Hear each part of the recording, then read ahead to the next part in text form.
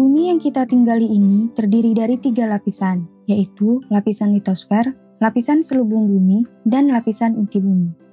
Tahukah kalian bahwa Ngarai Siano di Sumatera Barat terbentuk akibat sesar semangko? Bagaimanakah karakteristik tiap lapisan bumi tersebut? Untuk lebih memahami proses tektonisme dan pengaruhnya terhadap kehidupan, mari kita simak video pembelajaran berikut ini. Karakteristik lapisan-lapisan bumi. Bumi adalah salah satu planet dari tata surya yang terdapat dalam galaksi Bima Sakti. Bumi tersusun dari berbagai lapisan penyusunnya, mulai dari inti bumi hingga permukaan bumi. Bumi terdiri dari 3 lapisan, yaitu lapisan litosfer, lapisan selubung bumi, dan lapisan inti bumi. Mari kita bahas satu persatu. Pertama, lapisan litosfer. Lapisan litosfer atau kerak bumi merupakan lapisan bumi terluar yang membentuk permukaan bumi. Secara harfiah, litosfer berarti lapisan yang terdiri dari batuan. Litosfer mencakup kerak bumi hingga mantel bumi bagian atas. Lapisan litosfer ini terdiri dari 2 jenis, yaitu lapisan sial dan lapisan sima. Lapisan sial disebut juga dengan lapisan kerak benua, karena memiliki sifat padat dan kaku dengan ketebalan rata-rata 70 km. Lapisan ini tersusun dari batuan granit dengan tingkat kerapatan sebesar 2,7 gram per cm kubik. Lapisan sial memiliki material penyusun yang lebih beragam daripada kerak samudra. Lapisan ini tersusun dari logam silisium atau SiO2 dan aluminium atau Al2O3. Yang bersifat padat serta terdiri dari batuan beku, sedimen, dan batuan metamorf. Lapisan sima. Lapisan sima atau kerak samudra merupakan batuan padat yang terdiri dari sedimen laut di bagian atas, batuan vulkanik di bagian tengah, serta batuan beku gabbro dan peridolit yang menempati dasar samudra. Kerak samudra memiliki ketebalan 5-10 km dengan tingkat kerapatan sebesar 3 gram per cm kubik, sehingga menyebabkan susunan batuan kerak samudra lebih padat dan lebih berat daripada kerak benua. Lapisan ini berusia lebih muda daripada lapisan sial dan terbentuk akibat terjadinya kegiatan gunung api di sepanjang pematang tengah samudra. Pematang tengah samudra adalah salah satu bentuk morfologi di cekung samudra yang tampak seperti pegunungan di kedua tepian lempeng yang saling menjauh atau mengalami gerak divergen. Pematang tengah samudra terbentuk akibat adanya endapan magma yang menyusup ke dasar samudra. Lapisan yang bersifat elastis ini tersusun atas logam silisium dan magnesium dalam bentuk senyawa SiO atau silikon dioksida dan MgO atau magnesium oksida, serta besi dan batuan basalt. Kedua, lapisan selubung bumi. Lapisan selubung bumi dapat disebut dengan lapisan mantel bumi atau lapisan perantara. Lapisan ini terletak di bawah kerak bumi yang mencakup sekitar 80% dari massa bumi. Lapisan yang diperkirakan memiliki kedalaman 2.900 km ini terdiri dari campuran berbagai bahan cair, padat, dan gas yang bersuhu tinggi. Lapisan ini tersusun atas besi, aluminium, kalsium, magnesium, silikon, dan oksigen. Pada lapisan selubung bumi ini terdapat magma vulkanik. Suhu pada lapisan ini berbeda-beda, tergantung pada kedalamannya. Makin dalam lapisan, makin panas suhunya. Suhu terpanas berada pada lapisan yang berkontak dengan bagian inti bumi yang suhunya diperkirakan mencapai 3000 derajat Celcius. Selubung bumi dibedakan menjadi selubung bagian atas dan selubung bagian bawah. Selubung bagian atas berada di kedalaman hingga 400 km. Selubung atas memiliki sifat semi-plastis hingga plastis, dingin, dan mudah retak oleh tekanan. Sifat plastis merupakan kemampuan material untuk berubah bentuk yang tidak dapat kembali seperti bentuk awal, sebagai respons gaya yang diterapkan. Sementara itu, selubung bawah diperkirakan berada di kedalaman 400 hingga 2.900 km. Selubung bawah memiliki sifat padat, panas, lembek, dan mengalir ketika mendapat tekanan. Ketiga, inti bumi. Inti bumi atau barisfer tersusun atas material besi dan nikel. Inti bumi diperkirakan memiliki kedalaman 2.900 hingga 6.378 km. Lapisan ini terbagi menjadi dua jenis, yaitu lapisan inti luar dan lapisan inti dalam. Inti luar bumi memiliki ketebalan mencapai 2.000 km yang terdiri dari besi cair dengan suhu mencapai 2.200 derajat Celcius. Sementara itu, lapisan inti dalam bumi merupakan pusat yang berbentuk bola dengan diameter sekitar 2.700 km dengan suhu mencapai 4.500 derajat Celcius. Inti bumi merupakan sumber panas internal bumi karena memiliki kandungan bahan radioaktif yang melepaskan panas ke material lain dengan stabil. Inti luar bumi berbentuk cairan panas yang mampu melelehkan campuran besi dan nikel. Sementara itu, lapisan inti dalam berbentuk padat meskipun suhunya lebih panas daripada inti luar. Perbedaan inti luar bumi dengan inti dalam bumi disebabkan oleh adanya tekanan dari luar bumi ke dalam inti bumi. Hal ini mengakibatkan inti bumi yang seharusnya berupa cairan menjadi berbentuk padat. Inti bumi berperan dalam aktivitas bumi, seperti menghasilkan gaya gravitasi, menghasilkan revolusi bumi, menghasilkan gaya magnetik, dan menyebabkan terjadinya gunung berapi meletus. Batuan penyusun kerak bumi. Pada lapisan kerak bumi, terdapat batuan yang penyusunnya terdiri dari satu atau beberapa jenis mineral dengan komposisi kimia yang tetap. Oleh karena itu, mineral penyusun ini dapat dibedakan antara satu dan yang lainnya. Magma merupakan sumber dari berbagai jenis batuan yang berasal dari dalam bumi. Batuan yang membentuk kerak bumi mengalami siklus atau daur yang terdiri dari 4 tahap, yaitu batuan beku, batuan sedimen, batuan metamorf, hingga menjadi magma kembali. Pertama, batuan beku. Batuan beku merupakan magma yang mendingin dan mengeras. Sekitar 90% dari kerak bumi tersusun atas batuan beku yang terbagi menjadi dua jenis, yaitu batuan intrusif dan batuan ekstrusif. Batuan intrusif adalah batuan beku yang terbentuk di bawah permukaan bumi akibat magma yang menyusup dan mendingin perlahan di bawah permukaan bumi. Sementara itu, batuan ekstrusif adalah batuan yang terbentuk di permukaan bumi akibat aktivitas vulkanisme yang mengeluarkan magma dari dalam bumi. Berdasarkan tempat terbentuknya, batuan beku dibedakan menjadi 3 jenis, yaitu batuan beku dalam, batuan beku gang, dan batuan beku luar. Batuan beku dalam. Batuan beku dalam atau plutonik terbentuk akibat pembekuan magma yang terjadi secara lambat di bawah permukaan bumi. Pembekuan ini menghasilkan kristal-kristal mineral batuan yang berukuran besar. Ciri utama batuan ini adalah memiliki struktur holokristalin atau granitis yang bertekstur kasar.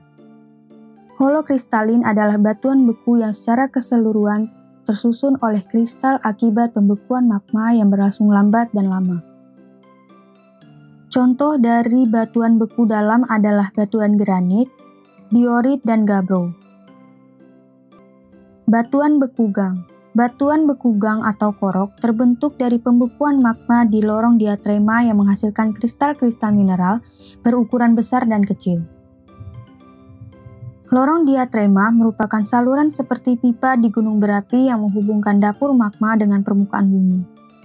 Lorong ini menjadi jalur magma dari perut menuju permukaan bumi. Contoh dari batuan beku gang adalah granit porfiri, diabas, dan pegmatit. Batuan beku luar. Batuan beku luar atau disebut dengan lelehan merupakan batuan yang berasal dari magma yang terbentuk di dekat atau permukaan bumi. Batuan bertekstur halus ini membeku dengan sangat cepat, sehingga tidak terjadi kristalisasi mineral batuan. Contoh dari batuan beku luar adalah andesit, basal, dan obsidian. Kedua, batuan sedimen. Batuan sedimen adalah batuan yang berasal dari endapan pelapukan batuan beku dan sebagian kecil berasal dari pengendapan bahan organisme. Diperkirakan, Sekitar 80% dari batuan di permukaan bumi merupakan batuan sedimen. Berdasarkan pembentukannya, batuan sedimen dibedakan menjadi 3 jenis, yaitu batuan sedimen klastik atau mekanik, batuan sedimen kimiawi, dan batuan sedimen organik. Batuan sedimen klastik atau mekanik. Batuan sedimen klastik atau mekanik adalah batuan yang terbentuk dari pengendapan bahan rombakan batuan asal, sehingga susunan kimianya sama dengan batuan asal. Contoh dari batuan sedimen klastik atau mekanik adalah batu pasir, batu lempung, dan batu konglomerat. Batuan sedimen kimiawi. Batuan sedimen kimiawi atau non-klastik adalah batuan yang pengendapannya melalui proses kimia, seperti pelarutan, penguapan, dan oksidasi. Contoh batuan sedimen kimiawi adalah batu garam, batu gipsum, dan travertin. Batuan sedimen organik. Batuan sedimen organik atau biogenik adalah batuan sedimen yang terbentuk dari pengendapan bahan organisme, atau sisa-sisa hewan atau tumbuhan. Contoh dari batuan sedimen organik adalah batu bora, diatomit, dan dolomit. Ketiga, batuan metamorf. Batuan metamorf adalah jenis batuan yang terbentuk dari batuan beku ataupun batuan sedimen yang berubah bentuk, struktur, tekstur, susunan mineral ataupun sifat batuannya, sehingga terbentuk batuan baru akibat pengaruh reaksi kimia dan panas serta tekanan yang sangat tinggi. Batuan metamorf dibedakan menjadi 4 jenis, yaitu batuan metamorf kontak atau termal, batuan metamorf kontak pneutolistis, batuan metamorf dinamik atau katalaklastik, dan batuan metamorf regional atau dinamotermal. Batuan metamorf kontak atau termal. Batuan metamorf kontak atau termal terbentuk akibat perubahan suhu ekstrim dari luar bumi. Contoh batuan metamorf adalah batu marmer dan batu antrasit. Batuan metamorf kontak pneumatolistis. Batuan metamorf kontak pneumatolistis adalah batuan yang terbentuk akibat pengaruh suhu gas-gas dalam magma yang mengubah sifat kandungan kimia dalam batuan. Contoh batuan metamorf kontak pneumatolistis adalah batuan kuarsa dan turmalin. Batuan metamorf dinamik atau kataklastik. Batuan metamorf dinamik atau kataklastik adalah batuan yang pembentukannya terjadi akibat tekanan yang sangat tinggi, akibat gesekan di sepanjang zona besar. Selain itu, terdapat batuan metamorf terkubur yang terbentuk akibat terpendam di dasar cekungan dan tekanan oleh sedimen yang sangat tebal. Contoh dari batuan metamorf dinamik adalah milonit dan batu sabak. Batuan metamorf regional atau dinamotermal.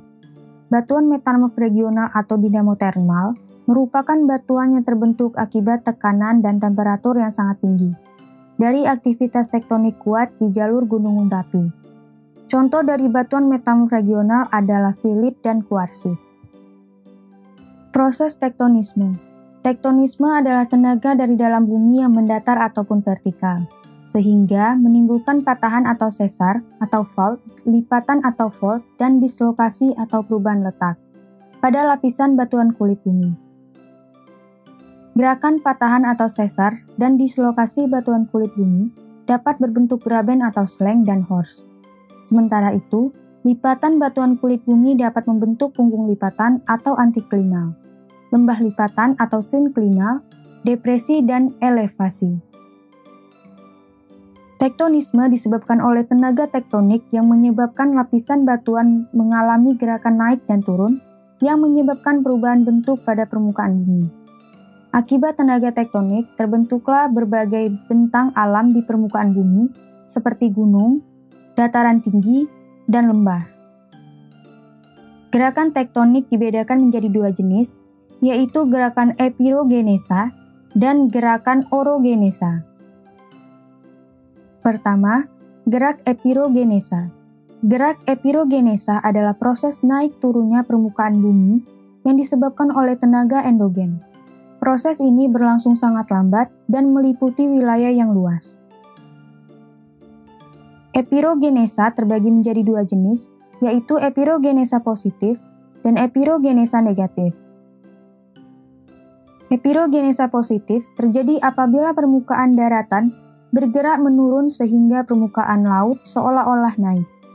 Sebaliknya, epirogenesa negatif terjadi apabila permukaan daratan naik sehingga permukaan laut seolah-olah turun. Gerakan-gerakan ini terjadi akibat adanya aktivitas tektonisme di dalam permukaan bumi dalam skala besar. Contoh dari gerak epirogenesa dapat dilihat di Kepulauan Maluku hingga Pulau Banda yang mengalami penurunan daratan atau epirogenesa positif. Sementara itu, fenomena epirogenesa negatif terjadi di Pulau Buton dan Pulau Timur. Kedua, gerak orogenesa. Gerak orogenesa adalah pergerakan lempeng tektonik yang berlangsung sangat cepat dan terjadi di wilayah yang relatif sempit. Gerakan ini membentuk lipatan dan patahan pada kulit bumi. Lipatan. Lipatan adalah bentuk gelombang pada lapisan bumi yang terbentuk akibat pergeseran lempeng tektonik. Pergeseran lempeng tersebut menyebabkan lapisan kulit bumi terdorong secara horizontal, baik pada salah satu maupun pada kedua tepi lapisan. Lapisan kulit bumi ini kemudian mengalami pelipatan. Pergeseran lempeng disebabkan oleh tekanan yang tidak terlalu kuat dan berlangsung dalam waktu yang cukup lama. Pelipatan batuan dapat membentuk pegunungan dengan bagian puncak atau punggung lipatan yang disebut sebagai antiklinal, dan pada bagian lembah yang disebut sebagai sinklinal. Contoh dari fenomena lipatan dapat dilihat pada morfologi di sekitar Gunung Pandan, Provinsi Banten, yang memiliki banyak lipatan. Secara umum, terdapat 5 jenis lipatan, yaitu sebagai berikut. Lipatan tegak. Lipatan ini terbentuk akibat adanya gaya horizontal yang sama kuat, sehingga tidak menimbulkan kemiringan dalam pelipatannya. Lipatan miring. Lipatan ini terbentuk akibat adanya gaya horizontal yang tidak sama sehingga gaya yang lebih kuat mendorong ke arah gaya yang lebih lemah. Lipatan rebah. Lipatan ini terbentuk akibat adanya gaya horizontal yang berasal dari satu arah saja. Lipatan menutup. Lipatan ini terbentuk akibat adanya gaya tangensial yang berpengaruh terhadap pembentukan lipatan. Gaya tangensial merupakan gaya yang bergerak melingkar pada suatu lintasan lengkung. Sesar sungkup. Lipatan ini terbentuk akibat adanya patahan dalam pelipatan batuan. Patahan. Patahan adalah gerakan vertikal atau horizontal yang terjadi di kerak bumi yang mengakibatkan patahnya kerak bumi, akibat adanya tekanan yang sangat kuat dan berlangsung singkat. Contoh dari patahan dapat kita amati pada sesar semangko di Pulau Sumatera yang membentang dari utara hingga selatan. Secara umum terdapat 3 jenis patahan, yaitu sebagai berikut. Tanah naik atau horst. Tanah naik atau horst adalah daratan yang lebih tinggi dibandingkan daerah di sekitarnya akibat terjadinya patahan. Horst terbentuk ketika suatu wilayah ditekan secara horizontal dari 2 arah atau lebih sehingga terdorong ke atas.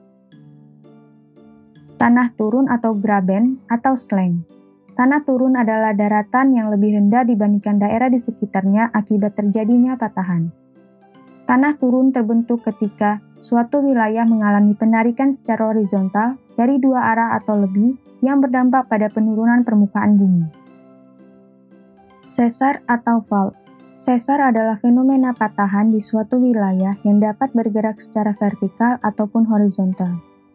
Secara umum, sesar vertikal terbagi menjadi sesar normal dan sesar naik. Sementara itu, sesar horizontal terbagi menjadi sesar dekstral dan sesar sinistral. Lempeng-lempeng tektonik. Terdapat gerakan lempeng-lempeng tektonik dalam proses tektonisme. Lempeng-lempeng tektonik adalah lapisan litosfer yang terbagi menjadi beberapa lempeng yang bergerak ke tiap-tiap arah akibat adanya unsur magnetik yang ada di dalam batuan. Gerakan lempeng-lempeng tektonik dibedakan menjadi 3 jenis, yaitu gerakan konvergen, gerakan divergen, dan gerakan sesar. Pertama, gerakan konvergen. Gerakan konvergen adalah gerakan lempeng tektonik yang saling mendekat sehingga menimbulkan tumbukan antar lempeng. Tumbukan antar lempeng dapat terjadi antar lempeng samudra, antar lempeng benua, serta antar lempeng benua dan lempeng samudra. Apabila terjadi tumbukan antar lempeng samudra dan lempeng benua, sisi lempeng samudra akan menghujam ke bawah lempeng benua. Hal ini disebabkan berat jenis lempeng samudra lebih berat daripada lempeng samudra. Penghujaman atau subduction lempeng samudra ke bawah lempeng benua akan membentuk palung parit samudra dan pegunungan. Contohnya, dapat kita lihat pada palung Jawa di selatan Pulau Jawa yang terbentuk akibat pergerakan lempeng Indo-Australia. Lempeng Indo-Australia menghujam ke bawah lempeng Eurasia sehingga terbentuk palung parit samudra di sepanjang wilayah tempat penghujaman. Selain itu, fenomena ini dapat kita amati pada pertemuan antara lempeng India dan lempeng Eurasia. Pada pertemuan lempeng ini, lempeng India menghujam ke bagian bawah dari lempeng Eurasia sehingga terbentuk pegunungan Himalaya di benua Asia. Kedua, gerakan divergen. Gerakan divergen adalah gerakan lempeng tektonik yang saling menjauh sehingga terbentuk retakan yang menjadi jalan keluar magma. Magma yang keluar secara terus-menerus dapat membentuk pulau-pulau vulkanik. Contohnya, dapat dilihat pada Great Rift Valley di Afrika Timur yang terjadi akibat pergerakan sebagian lempengan di benua Afrika ke Samudra Hindia. Ketiga, gerakan sesar. Gerakan sesar adalah gerakan lempeng-lempeng tektonik yang bergesekan atau berlawanan arah. Contohnya, dapat dilihat pada gesekan lempeng Samudra Pasifik terhadap lempeng daratan Amerika Utara yang membentuk sesar San Andreas. Dampak gerakan tektonisme terhadap kehidupan. Gerakan tektonisme memiliki dampak positif maupun negatif terhadap kehidupan. Dampak negatif dari terjadinya tektonisme adalah bencana alam seperti gempa bumi dan tsunami. Sebaliknya, gerakan tektonisme memiliki dampak positif yaitu terbentuknya kantong-kantong minyak serta gas alam di lipatan dan sesar batuan yang dapat dimanfaatkan manusia sebagai sumber energi. Bumi terdiri dari 3 lapisan, yaitu lapisan litosfer, lapisan selubung bumi, dan lapisan inti bumi. Lapisan litosfer merupakan lapisan terluar bumi yang terdiri dari batuan. Lapisan ini terbagi menjadi 2 jenis, yaitu lapisan sial dan lapisan sima. Lapisan sial adalah lapisan kerak benua yang bersifat padat dan kaku. Lapisan sima adalah lapisan kerak samudra yang memiliki sifat yang lebih padat daripada lapisan sial, serta bersifat lentur dan elastis. Lapisan selubung bumi merupakan lapisan di bawah litosfer yang terdiri dari berbagai campuran bahan cair, padat, dan gas yang bersuhu tinggi serta terdapat magma vulkanik. Lapisan inti bumi merupakan lapisan paling dalam dari bumi yang tersusun atas material besi dan nikel. Inti bumi merupakan sumber panas internal bumi yang mengandung bahan radioaktif dan stabil serta terdapat bagian cair dan padat. Lapisan kerak bumi mengandung batuan penyusun yang terdiri dari satu atau beberapa jenis mineral dengan komposisi kimia yang tetap sehingga dapat dibedakan antara satu dan yang lainnya. Batuan penyusun ini dikelompokkan ke dalam 3 jenis, yaitu batuan beku, batuan sedimen, dan batuan metamorf. Proses tektonisme di bumi menyebabkan gerakan mendatar ataupun vertikal di kerak bumi, sehingga menimbulkan patahan atau sesar atau fault, lipatan atau fault, dan dislokasi atau perubahan letak pada lapisan batuan kulit bumi. Gerakan patahan atau sesar dan dislokasi batuan kulit bumi dapat berbentuk graben atau sleng dan horst. Sementara itu, lipatan batuan kulit bumi dapat membentuk punggung lipatan atau antiklinal, lembah lipatan atau sinklinal, depresi, dan elevasi. Gerakan tektonik dibedakan menjadi 2 jenis, yaitu gerak epirogenesa dan gerak orogenesa. Dalam proses tektonisme terdapat gerakan lempeng-lempeng tektonik yang dibedakan menjadi gerakan konvergen, gerakan divergen, dan gerakan sesar.